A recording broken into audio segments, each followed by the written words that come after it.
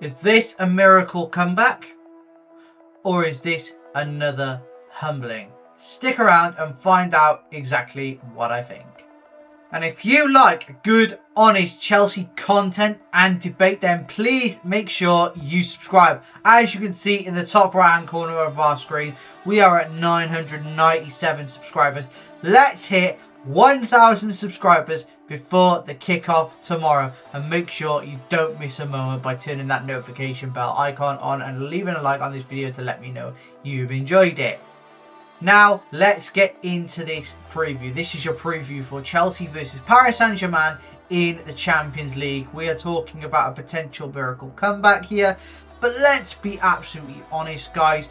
We are coming up now against an elite opposition who have already turned us over in the away game at the Parc des Princes last week. So let's be absolutely real, guys. It's not likely. It's not likely, and I'll tell you why. So, when we brought the game back to 2-2 in the Parc des Princes last week, Liam Rossigna could have settled for a draw, could have brought the right players on to hold off Paris Saint-Germain and effectively give us a draw to go back to Stamford Bridge with this week and have a chance. But no, instead he brought on Romeo Lavia and Liam Delap. Now, Liam Delap and Romeo Lavia are not exactly game-changing players. They're not exactly go out and win the game type players. You brought off João Pedro and Cole Palmer.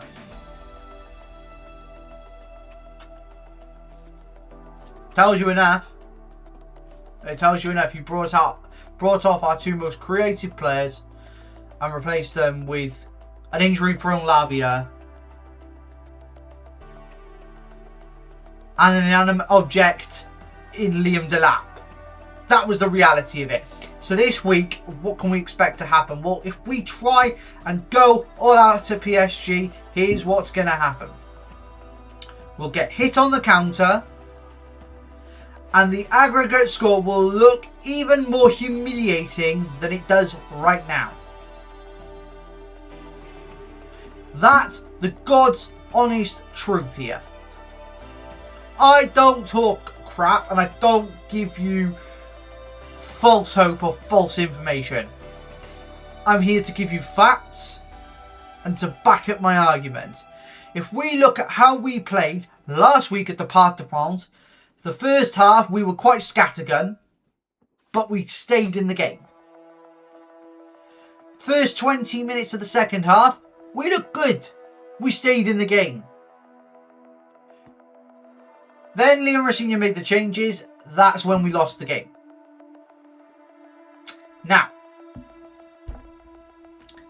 if we go gung-ho, we will get hit on the counter-attack time and time again. And if you look at the quality PSG have got, we are talking Dembele, Doué, Bacola, Kvaratskhelia, Vitinha, João Neves, Nuno Mendes,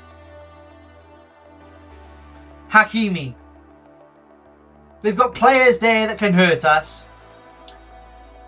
And we are relying on a Cole Palmer, an injured Cole Palmer, to get us through games, and a team that is still trying to find its identity. So, those are the first few facts I'd like to point out. The next thing I would like to point out is the calibre of the two managers. Let's take a look at each one. Liam Rossigna. Look at his CV. Derby County, interim manager. Hull City, Strasbourg, now Chelsea. Does that CV really give you the authority to manage a big team like Chelsea Football Club, such a big institution? I don't think so. But let me know what you think in the comments. Let's have a look at Luis Enrique. He's managed at Barcelona. I think he had did he have the Spain team? I can't remember now. But He's now at PSG. We rejected him when we had the opportunity. Look at what he's done to PSG within a year and a half. Champions League winners.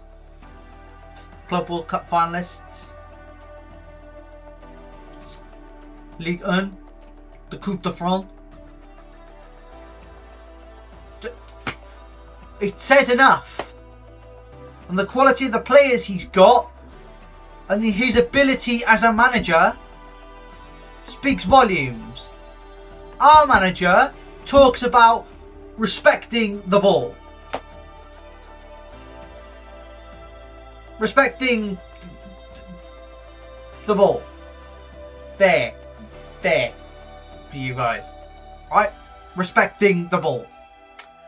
What does Liam Rosenior mean by respecting the ball? Does he mean we respect the football we play? Or does it genuinely mean respect the inanimate object? I think it means the latter. Now, why do I think this? Look at what we did against PSG at the Parc des Princes. Look at what we did on Saturday against Newcastle at Stamford Bridge. What did we do?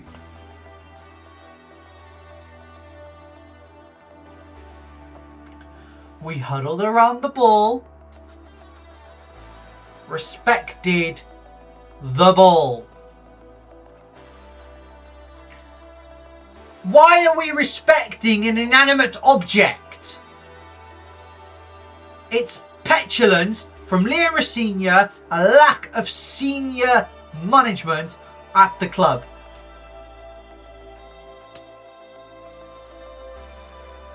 Are we a cult or a football team? Respecting the football. An inanimate object. Please. Spare me. Spare me. But anyway, let's get back to this game.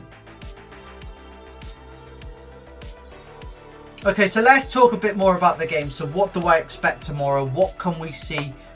And what can we expect from Chelsea Football Club tomorrow? I think we're going to just go gung-ho. And we're just going to be erratic. I think we're going to try and outwork PSG, outpress PSG. And I think it's going to land us in trouble. Now, why do I think this? As I've said, elite team. Team still trying to find their identity. So, what do I think the lineup will be tomorrow? I'll put it on screen for you now, just so you can see. This is what I think we should go with. So, starting in goal, Robert Sanchez. Now, I'm not going with Jorgensen ever again. That is me being brutally honest and saying it as it should be said. Jorgensen can never play for Chelsea again. He's not good enough. Neither is Sanchez, really. But what you actually going to do? Put Teddy Sharman-Lowe in? Please, no. So, Robert Sanchez in goal. Back four. I'm going to go with Reece James. I'm going to go with Wesley Fofana. I'm going to go with Mamadou Sarr. And I'm going to go Jarrell Hato at left back because I don't think Cucurella is quite back at that level just yet. So that's my back four. Moving into the double pivot of the midfield. I'm going to go Moises Caicedo and Andre Santos. I think this is the way we need to do things. I think Andre Santos adds something to the midfield with Caicedo next to him. I think he adds that bit of spike, that bit of aggression, that bit more intensity we need in the defensive midfield positions. So, Moises Caicedo and Andre Santos together. Now, Let's talk about the three behind the striker. On the right, Cole Palmer, without question. Is Estevao going to be back? Not sure. So, that's what we have. Pedro Neto is not going to be playing. So, let's leave that at that. Left-hand side. I'm going to go with Garnacho. Yeah, sure, he didn't have the greatest game against Newcastle on the weekend, but you can't put anyone else there. Jamie Gittins is out injured. Or just come back to training. And he's not going to do much against PSG, I don't think. So, Garnacho on the left-hand side. In the number 10 position, behind the striker, Enzo Fernandez. And up top, João Pedro. That's my lineup. This is what I think he's going to go out there tomorrow and lose to PSG. And we'll get into my prediction in a minute and I'll tell you exactly what I think there. But this is my lineup. Let me know your thoughts in the comments now. And let's go. I'll give you... Okay, so let's get into my prediction. And before we get into my prediction, let me just be quickly very frank with you. Very honest and very brutal and direct. Recently, Chelsea fans have been trying to paper over the cracks. Right? We've been trying to paper over these cracks for 4 years. There is no more papering over the cracks. The cracks are there to see. You just need to stop being blind to the truth. So, my prediction, I'll be very honest and very brutal. On the night, it's going to be Chelsea 1, Paris Saint-Germain 3. The final score on aggregate is going to be Chelsea 3, Paris Saint-Germain 8. But let me know your predictions in the comments. And if you like good, honest Chelsea content and debate, then please subscribe to the channel. Leave a like on this video to let me know you're enjoying it. Let's get us to 1,000 subscribers and turn that notification bell icon on to be notified of every time I upload and go live. Guys, I am live tomorrow at 7:45 kick UK time. So please come and join me on YouTube and TikTok for the Chelsea versus PSG watch along. And guys, I will see you there. Take care.